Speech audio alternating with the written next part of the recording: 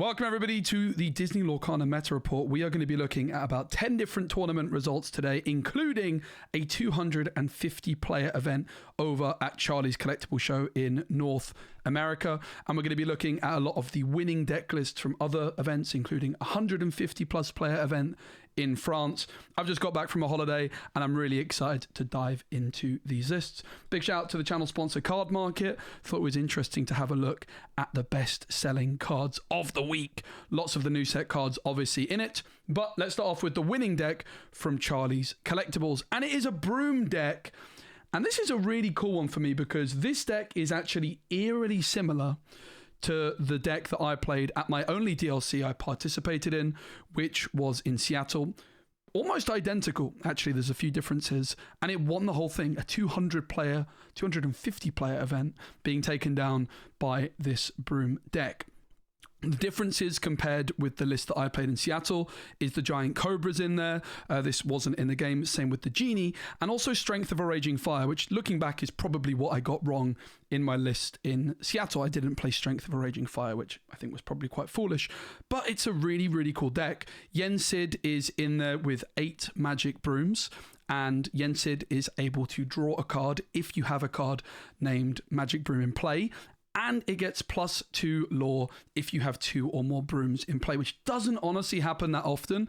But when you're playing the bounce package as well, it gives you the opportunity to pick it up, then ink it or pick it up and play another card. It's a very, very strong card when it works well.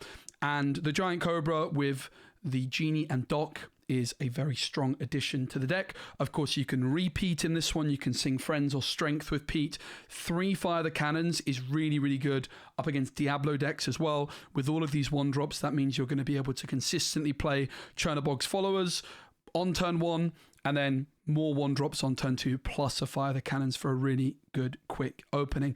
This one took down the whole tournament, which is absolutely brilliant to see.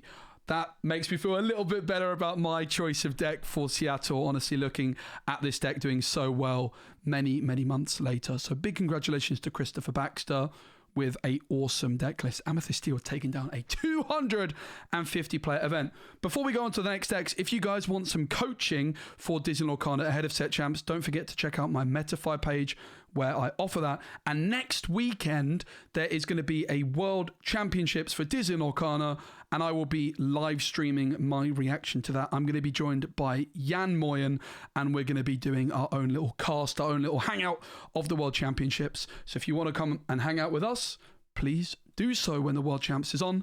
We'll be live. Up next, second place was a Ruby and Sapphire item deck. The item deck's really focusing on Maurice's workshop as its main card draw tool. It's very similar to the list which beat me in the finals of the Norway Open a week ago now. In fact, it's almost identical with Vitalosphere, some B-Prep, some How Far All goes. When you've only got 4 songs in your deck, you really mitigate the potential value of an Ursula Deceiver. And this deck looks really well balanced. It can deal with aggro thanks to Bell and Sisu, but it's also good in the Ruby Sapphire mirrors. Even though it doesn't have Mukduk mana, you just have more card draw potential with a workshop, and a Lucky Dime is so strong in Ruby Sapphire mirrors. That Lucky Dime plus Tamatoa in this deck can often get you 12 lore plus in a single swoop. In third place, we had Here We Go Again, Thomas on Emerald Sapphire. This one with no Diablo, which is very, very fascinating to see, but going for Merfolk and Flynn Rider with no Prince John, which is interesting. They also do have the Wrong Lever and Pull the Lever combo.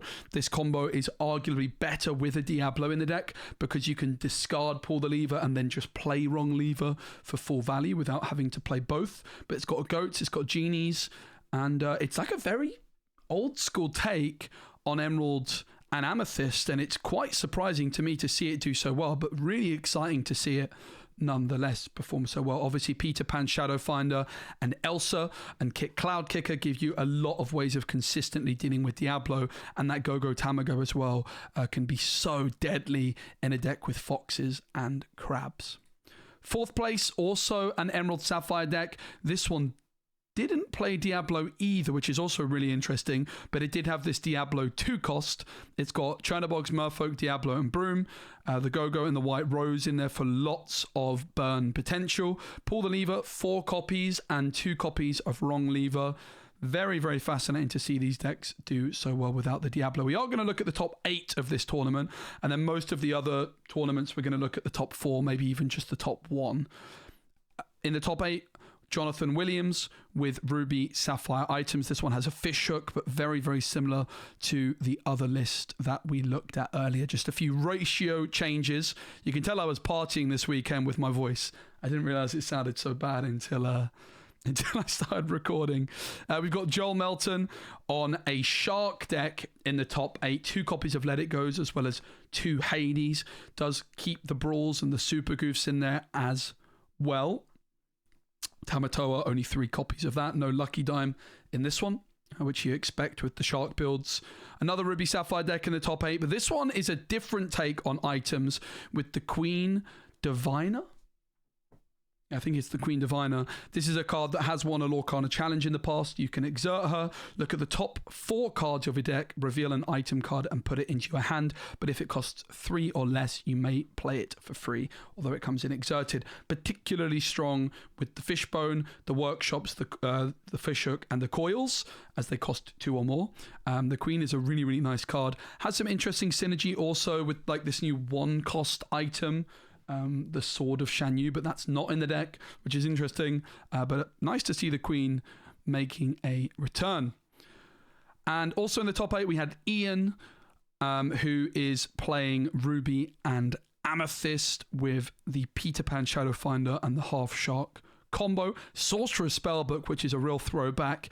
And they've got Pegasus as their 2-drop option. Also this Elsa card, which is really interesting. It's not a card I'm a massive fan of, but I know a lot of people have been talking about it being quite good. Like when I did my sealed event, I just kind of dismissed this card quite early on, but clearly I've underestimated it a fair bit. You can pay 1 ink and choose and discard a card and then exert chosen opposing character.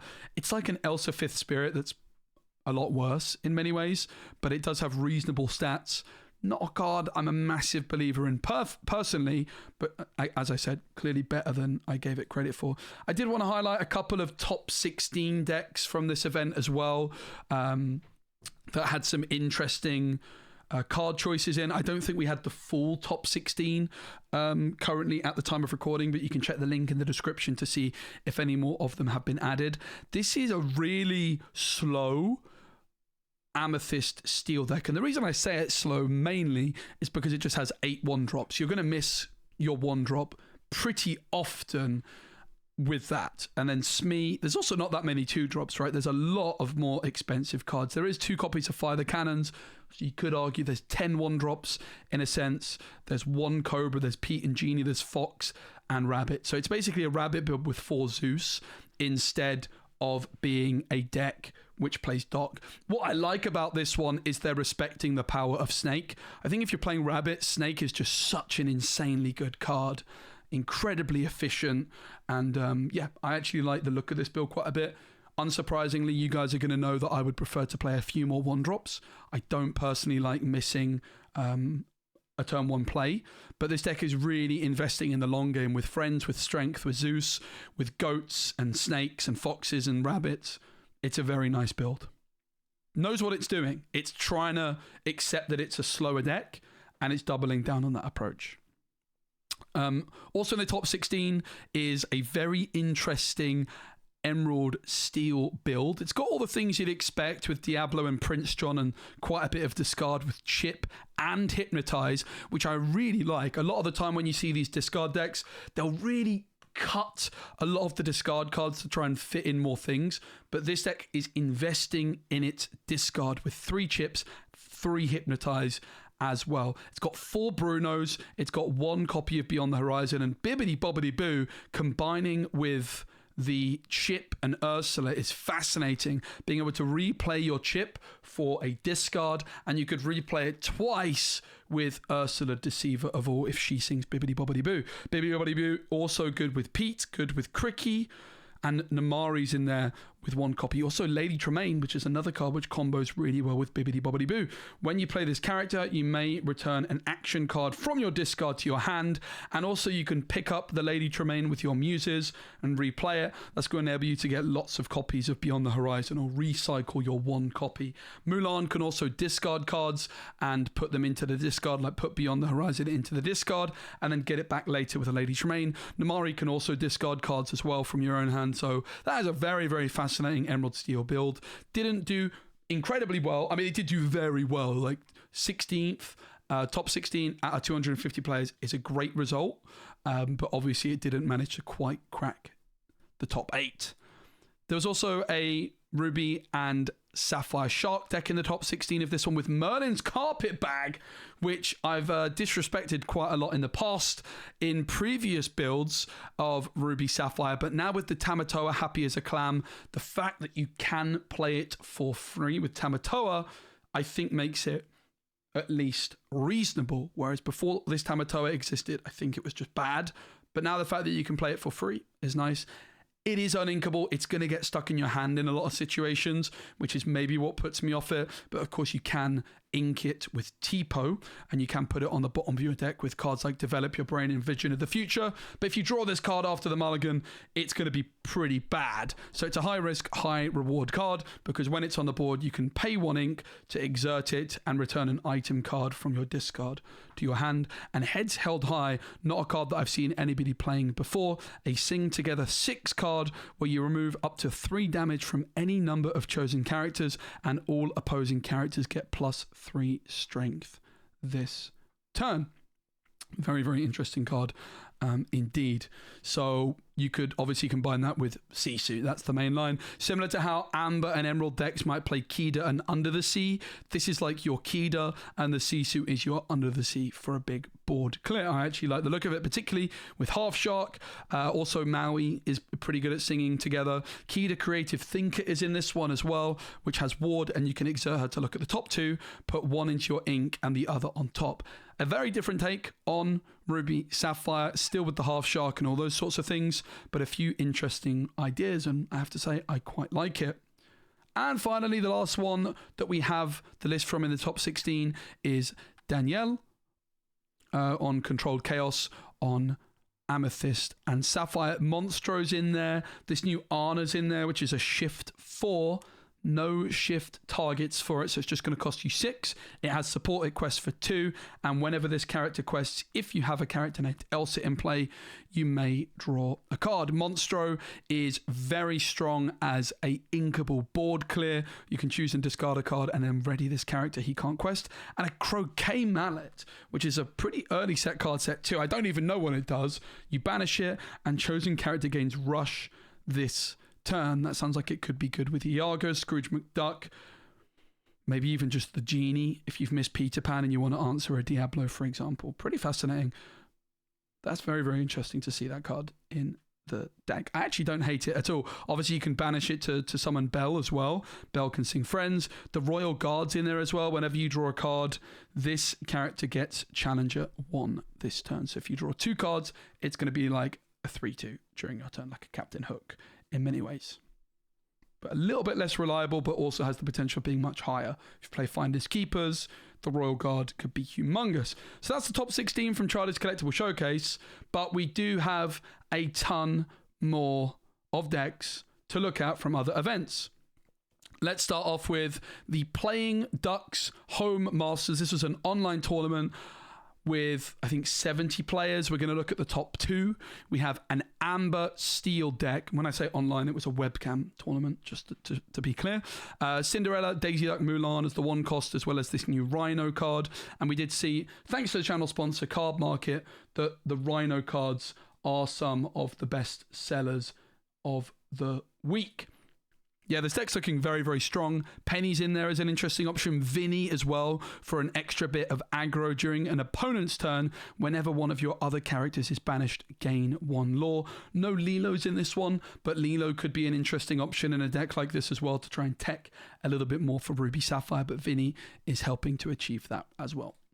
And first place is Bennett, who is very well known for playing Amber and Emerald discard, and he won the tournament with an Amber and Emerald discard deck. He's got Gaston Singer 5 in the deck, which is fascinating. It can sing Bruno. He's also playing Lost in the Woods.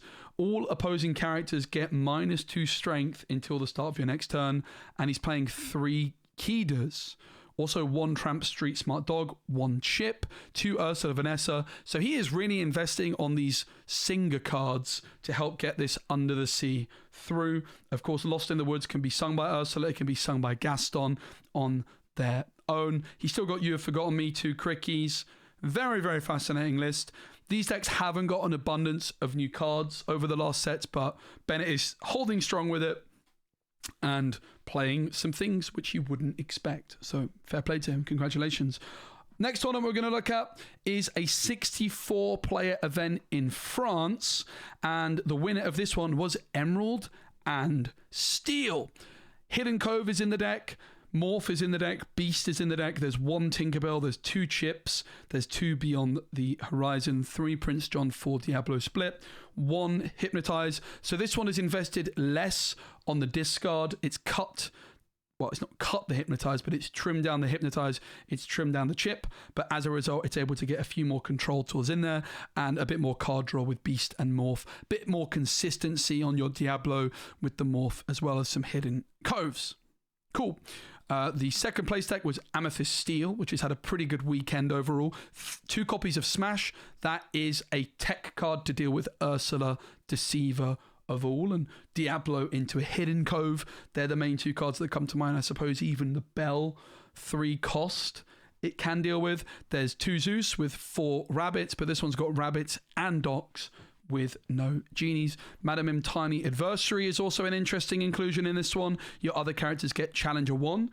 That's a card I played a little bit of in Amber and Amethyst last set, and it's pretty nice with your Peter Pan. Suddenly your Peter Pan becomes like a 3/3 essentially during your turn. Same with your Elsa, and that's going to help you deal easily with Diablos in Hidden Coves, and so will Helga Sinclair. In third place was an Amethyst and Sapphire deck with Monstro with Elsa as top end. Hypnotic Strength is not something you see every day. Draw a card and chosen character gains Challenger 2. Popsicles, the Library, Hades, Iago. Very, very fascinating list indeed. Another Amethyst Steel deck in the top 4. This one on Rabbits and Doc as well. It's also got a couple copies of Storm, and it's playing 10 1-drops. Only 3 Smees, which is not something you always see, but loading up on the Foxes, the Crabs, as well as some Bells for a heavy control setup. Also on 2 Zeus. All right, first place of... No, we already looked at that deck, which means we already looked at that deck, and we already looked at that deck. I opened them too many times. So there was another event at Charlie's Collectible Showcase, which was a 108-player event on the Sunday. So I'm assuming what happens is the 250-player tournament we looked at, the players that didn't make the top cut played in a second tournament on day 2. And the winner of this one was No I'm Not, who is I want to say a World Championships qualified player. I'm pretty sure they've qualified for Worlds. They're definitely one of the most renowned Ruby and Amethyst players in Disney Lorcana. And they are playing Ursula, Mad Sea Witch, which would I assume, and they're not playing the Madame Medusa. When I saw that, I was thinking, okay, maybe they're playing the Madame Medusa. So the Ursula Sea Witch is just it's a 3/3 basically during your opponent's turn. There's also like Raja as an option in this slot, which is always a 3/3, but it comes with the downside of having Vanish. So no, I'm not valuing, basically saying that the Challenger is a smaller downside than Vanish. We do see some players playing Queen of Hearts in this slot as well. And no, I'm not going for the Chernobyls and the Diablo over the Magic Broom, loading up on Crabs and Peter Pans and Genies and Iagos and Maui Half Sharks. No copies of Maui Hero to all in this deck, really relying on the There is 2 copies of Maui Hero to all. Sorry, ignore me on that one. But yeah, no rabbits, I think is what I was trying to say. Just sticking with the genies, which when you're playing Peter Pan Shadowfinder makes sense. And the new Hades, one copy of it, when you play this character and whenever he quests, you may deal 2 damage to another chosen character of yours to draw 2 cards. 1 Dragonfire, 2 Finders Keepers, 3 Pirates Life, 3 Brawls. These are all of the cards which can be recycled by the Half Shark, as well as those 4 B preps and 3 libraries. Big congratulations to No I'm Not. I imagine a lot of Ruby Amethyst players are going to be yoinking this list and taking it for a spin. Second place was an Amethyst Emerald deck, also not playing Diablo, no Prince John in this one either. They are also sticking with the pull the lever, wrong lever combo with Kit Cloud Kicker, Peter Pan Shadowfinder, and Elsa, as well as Pegasus plus Crab as your main ways of dealing with Diablo. Pretty cool to see these decks have such a strong performance over in the States this weekend. Third place is Amber Steel, which honestly hasn't performed quite as well this weekend as it had in the previous week, based off these results we're looking at so far. And it's definitely done well, but hasn't, been represented as much as we might expect, I would say, or certainly not quite as much as I would have expected. Cinderella, Daisy, and Rhino as the 1-drops. You've got Calhoun, Doc, Smee, Troubadour, and Vanessa. That's really interesting. So it's a whole new world build. Wait, what? It's not. Interesting. This is a really spicy list. So it's an aerial diggy hole deck. I've never seen that before. So it's an aerial deck with Zeus and Vanessa and Troubadour that's not playing a whole new world. It's playing Doc. So the idea of this one is you're saying, well, I'm already playing Rhino. Rhino can sing Zeus. Why not play Vanessa and Troubadour? And if I've got 12 songs, your aerial's going to have maybe like a 60% hit rate. It's not outstanding, but it's also an inkable card, right? So if you're desperate for a song, you can slam the aerial down and maybe you just find the Zeus, which allows you to answer the Half Shark at the pivotal moment. It's a high ceiling potential play, which you can ink if you don't need it. Fascinating take on Amber Steel. That is the most interesting Amber Steel list I've seen in a long time. That's for sure. A top 8 deck I wanted to highlight is a blue, green, Emerald Sapphire. This deck still struggles massively against Amber Steel, with Pete being a complete nuisance for it. But if you can dodge Pete, I think this deck has serious legs, and this deck is built in a pretty interesting way. It's playing Popsicle and Bell. That's going to help you deal with Amber Steel because you've got Bell to contest the early board. You've also got the Muses with your Welcome, Mother Knows Best, How Far I'll Go, Strike a Good Match, and Heffalumps as the main ways, but also loading up on the Develops and the Vision, therefore only playing 2 Bend to My Wills because you can find that a lot more consistently when you're playing Develop and Vision. That's a lot of non-character cards, right? You've got Popsicles, you've got Songs, you've got Vision and Develop, but that means that you're going to be finding all of these cards incredibly consistently. Donald Duck for some ramp. Lady Tremaine, 1 copy of that because you can then recycle the Lady Tremaine to play another one of those actions which you've already played, and 1 copy of Peter Pan which enters play exerted, and when it's exerted, your opponent can't gain lore unless they have challenged this turn. No way of making it evasive though. And 3 copies of the new Basil, which is great in Emerald Sapphire. When you play this character, you may return chosen character to their player's hand, and whenever this character quests, chosen opponent discards a card at random. Very cool. All right, next tournament to look at is a 53-player event at the Supercharge Constructed tournament at the White Rabbit Community Game Store, a store I've been to. It's in Essen in Germany.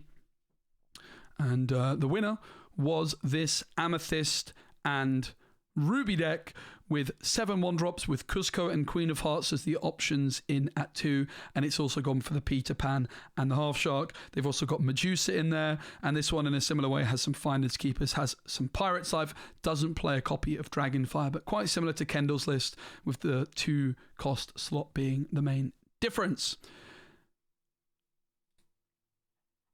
The next one to look at is a 32-player event at the Upside, and a deck which won this was Ruby and Amethyst, Teeth and Ambitions, Lady Tremaine, Belle, 4 copies of that in there. It's not playing the it's playing Half Shark, but only 1 Peter Pan Shadowfinder, which I don't love the look of. 2 copies of the new Hades. Whenever you play this character and whenever he quests, you may deal 2 damage to another chosen character of yours to draw 2 cards. I think if you're playing the Half Shark, I would want to load up on the Peter Pan Shadowfinders personally. But congratulations to Ava A, who won that event. In the next tournament to look at is a 60-player event at Lorcana Fran's 8-box tournament.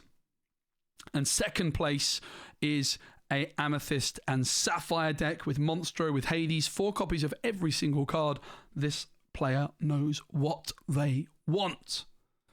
And the deck that won this tournament was also Ruby Amethyst. So Ruby Amethyst having a great weekend. This one has loaded up on the Peter Pans and the Half Shark. It's also got 1 Hypnotic Strength as an option for the Maui Half Shark. It's got 2 libraries. So all these Ruby Amethyst decks looking quite similar. The 2-cost slot in this one is Cusco and Lumiere. Lumiere is going to turn your Peter Pan Shadowfinder into a 3/3. And it's also going to turn your Genie into a 3/3. It's going to be really good against Sisus, right? Like suddenly your opponent's Sisu, your opponent's Under the Seas, for example, and Muses aren't going to be quite as effective when you have Lumiere down on the board. Next one to look at is a 158-player event in France. Did we already look at this one? I don't think we did. And a deck which won it was a Ruby and Sapphire item deck, with Lucky Dime, with workshops. No queen in this one, but 4 workshops. Tamatoa, very, very similar to the other item lists we've seen. Only 3 T-pose is outrageous, but Hideaway, they will tell you, acts as a pseudo ramp on 2, because you can play a 1-cost item and then hide away it. That's the logic. I personally wouldn't do it, but high risk, high reward. If you find ramp, you're going to be very glad to only have 3 T-pose in your deck. Second place is Amber Steel with A Whole New World. Beyond the Horizon, 1 Grab Your Sword, 1 Greatest Criminal Mind. They've also got Bianca and Naveen as the extra ways to sing A Whole New World alongside Ariel. They've got 4 Troubadours and 1 Ursula. Only 8 1-drops, no daisies in this deck. So this one's going to lose to Ruby Sapphire, I would imagine, which is exactly what happened in the final. Third place is Ruby Amethyst, also with Lumiere, 10 1-drops, which is personally how I would play it. I would play 10 to 12 1-drops, 3 Fox, 3 Crab. They also go for the Lumiere in the 2-cost slot, which I honestly quite like. I think all of the 2-cost characters that you can play in this slot are a little bit mediocre, but I would probably go for the Lumiere personally, with the Peter Pan and the Genie synergy and the protection from the Sisu. Hypnotic Strength's also in this one, and 4 copies of A Pirate's Life. Fourth place was a Amethyst and Sapphire deck with They Never Come Back. Up to 2 chosen characters can't ready at the start of the next turn, and you draw a card. 3 Elsas, 2 Monstro, 1 Hades. It's also got the Peter Pan Shadowfinders, Iago, Goat, and Genie. Next one to look at is a 94-player event, and it was Emerald and Amethyst which won it. This one does play Diablo. It also plays the Pull the Lever, Wrong Lever. It plays Improvise and Hypnotic Strength. Both of these cards are really good against opponents' Iagos and other illusions, Iago being the most popular. It's got 8 of the 1-cost Diablos. It's got 2 of this Diablo and 2 Go-Go Tamagos, as well as 3 Peter Pan Shadowfinders, 3 Genies, and 4 Elsas, and 1 big Ursula Sea Witch Queen. No discard in this one at all. Second place in this tournament was Amber and Steel. This one is also very interesting. A similar idea with Ariel and Zeus, as well as Bare Necessities in this one. So a slightly higher, 14 songs is maybe like just above 60%. Sven's in this one as well, which is fascinating. Sven's a card I do like a lot. When you play it, you can ready a character. They can't quest, but they are able to challenge, and moreover, they can sing, which can be quite nice synergy. Chi Fu as well. When this character has no damage, he gets +2 lore. Just a little 0/5 that can quest for 3. Interesting Rapunzel synergy there, that's for sure. Very, very interesting take to see these dock decks being actually mixed with Ariel for the first time. And finally, last but not least, fourth place in this one, the last deck of the day. It is going to be an Amethyst and Steel deck with 1 copy of Desperate Plan. It's got Merlin Rabbits, it's got Zeus, and it's got snakes with no docks in sight. Thanks everyone so much for watching the video. Hope you enjoyed it. Thanks again to the channel sponsor Card Market. Again, if you want to get some coaching from me, make sure to check out the Metafy. Don't forget about the Worlds stream happening that I'll be doing with Moyen. And I'm also going to be making some Rift-bound content over the next few days. If you guys are interested in the League of Legends trading card game, Pixelborn has got a simulator up and running for it. And I'm going to be making a lot of content for that game if you're interested. Give the video a like and bye.